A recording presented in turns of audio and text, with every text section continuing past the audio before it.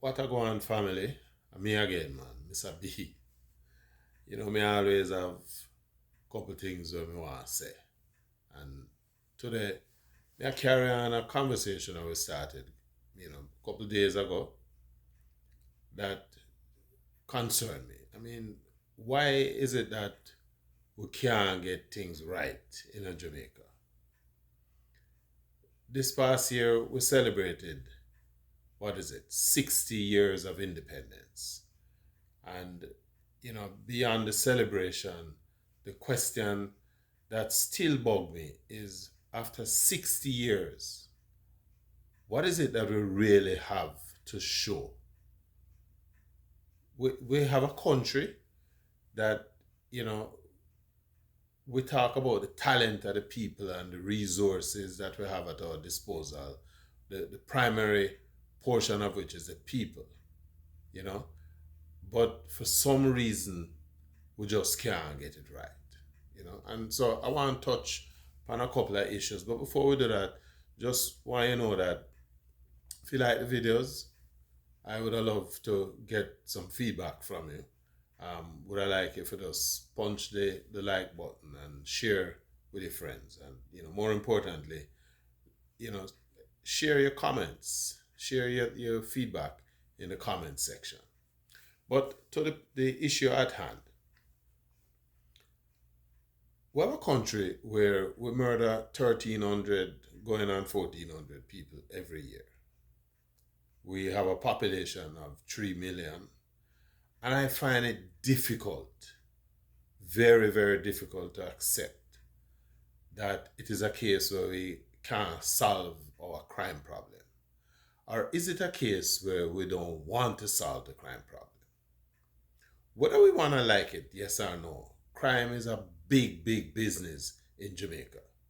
Multi billion dollar business. And then by extension, the appendages to crime is the informal economy, where again, another multi-billion dollar business. So there's a sort of a symbiotic relationship between the two.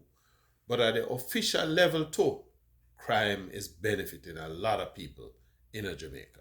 For example, one of the biggest formal business in Jamaica is the security guard business.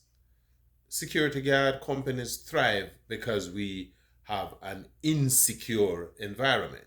That is the reason why you need private security, because you basically say your public security mechanism, the police, is not sufficient to deliver the security needs of the nationals of the country, or better yet, the people, the more affluent people. And that line between the affluent and the non-affluent feeds into this negative that strafes the country. Most of our crimes, particularly the gun crimes, as it says, they're gun crimes. And so you ask the question, where these guns come from? Remember, a gun is not a cheap item. No little barefoot man can walk down a road and go buy a gun. The kind of permits and laws, and even if the minister give you a free ride on a license, you still can't also pick up the money if you go buy a gun. Because a gun, an ordinary handgun, will go run you at least 300 bills, 400 bills, right? As to the automatic, rifles and them things they have no license for bring them in Jamaica. So they're not even supposed to do it, right? And one of them AR-15 or AK-47 or M16 will run you easily about $2-3 million. So somebody make a piece pot load of money off of this thing, because they have to buy the gun them up here in America and ship them down there. And nobody telling us a gun come from Haiti, a bullshit argument that. The lion's share of the gun them are coming to Jamaica illegally, come through the ports, Kingston and Montego Bay, right? The lion's share, let me tell you that. And remember, we just open the airport in a Boscobel now, so you kind of wonder how much gun will come through there so too, Just like the other day we find a whole piss pot load of cocaine and nobody don't get arrested. Right? So it tell you something is going on. And how do we explain this inability as a country, as our political masters, be they PNP or JLP, and it's just unfortunate a JLP in a hot seat right now, so they have to take the lick, right? Them can't protect the people of the country, or is it that they don't want to protect the people of the country? On the one hand, you have Horace Chang, who is a minister of insecurity, and Chang has established one of the most successful garrisons in the country down Montego Bay. As long as him live and him want to stay there, him can't lose that seat. But the garrison we him have down in Norwood is responsible for basically feeding the criminality that is in a Western Jamaica. Some get it, some sell it. All of the investigations and information points to that. But yet, this is the man who is the Minister of Insecurity.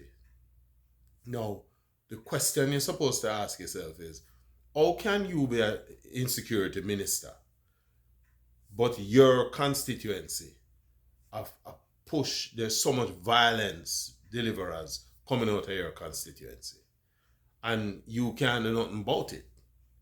You know, the other day will motivate police to shoot people per sight if man challenge and all them kind of foolishness. That, you know, seems to be the answer. Where I say is a gun thing must run. We're not talking about how can we study the violence, how can we, you know, address the issues that feed into people's psyche that then become violent, right? We have to move away from this manual approach, brute force approach, right? And we have to recognize that there is a scientific way that we can approach this whole business of crime, its development, the sociology, right? Because until we really start to study this thing and apply the responses based on the studies that we conduct, we really just dancing around in a circle. We are just gonna stand up there and watch the body count rise, and those people who have enough money that them can have security guard or drive with them, or them can go bulletproof them vehicle, or them live in a gated community with armed guard or walk up and down or sleep at them doorway. Because unless that's what we're trying to go to, I find it difficult to believe that a country like Jamaica with so much talent that we cannot solve the crime problem, right? I am almost convinced that the different gambler them who run the country, whether PNP or a JLP, that them don't have no serious interest in stopping this problem. Because if you do that, you'll cut off a whole heap of food. Enough food out there for eat because of crime. Right? I solidly believe that. Because there is no way 2 or 3 like a barefoot boy or 300 or 3,000 can hold a country to ransom to the degree and the extent to which criminality is impacting Jamaica on the negative side. Right? There's an article I read some time ago that tell you the cost of crime to Jamaica, right? Some $60 billion, right? We need to deal with this thing, and it's difficult to understand that our political leaders don't have the ability to address this problem, right? I find it hard to accept. Is it a case, or more of a case, that them just don't want to? Because if you cut off this thing, all of the security company them gone a bush. The people who sell electronic surveillance and technology, technological solutions for deal with criminality, them too gone a bush. So clearly we seem to be trying to feed, feed the snake, if you will. The people who sell gun and armored vehicles and things to the police and all of that. If you bring the crime thing down, them out of business. Because I can't understand nothing else.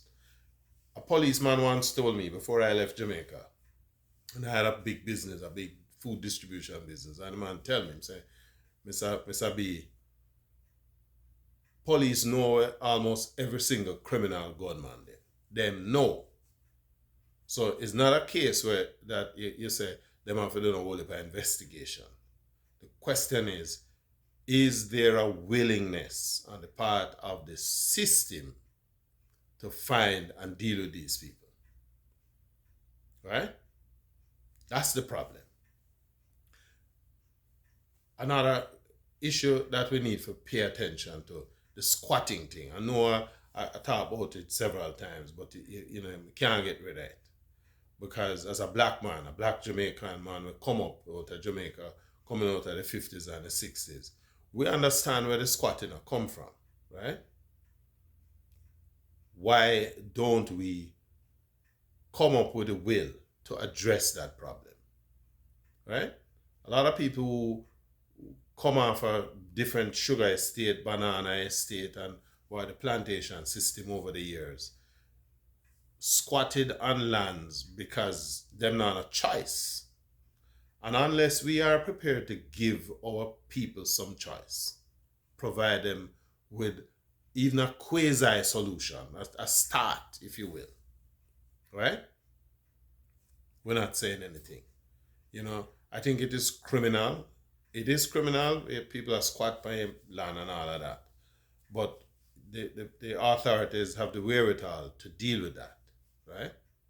I think though a man live on a piece of land for 30, 40, 50 years and then you give him 2 months notice and tell him, say, you need to quit. 40 years, according to the legal system, possession is 9/10 of the law.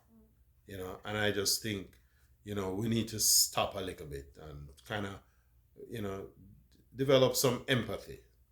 How do we solve these problems? How do we create a Jamaica that every Jamaican, regardless of them stripe, regardless of the background that them come from, feel that them have a stake in the growth and the development of the country? How do we make people want to identify with the place where them come from? Think about that. Give me your feedback. Drop your comments, your feedback in the comment section, and if you like the video, share it. We really need to have this discussion, and I am using this platform to do just that. I want to use the opportunity as well to invite you to check out my website at yaadmedia.com. That's YAAWD media.com, and check out our music discussion programs, and also check out the merchandise that we have on the site as well. Some really nice Jamaica and reggae music, t-shirts and hoodies and caps and thing. You like me Jamaica 60 cap? We have enough of that, But give me a feedback. All of you Jamaicans, or if you're not even Jamaican, but you watch this video and you love the place, this is the things where we are trying to defend. These rights where some of us kind of take for granted, the right to speak, the right to put your thoughts out there, But more importantly, we want to defend a place where you have the right to live, the right to be a Jamaican, a proud, upstanding black man. Anywhere in the world you go, that when you open your mouth, say, when you hear a man sound like me, say, Jamaica I'm come from, right? Check out the website and leave your feedback in the comment section. Let me hear one thing. That's my little thing for the day. Let me hear your thoughts. Respect.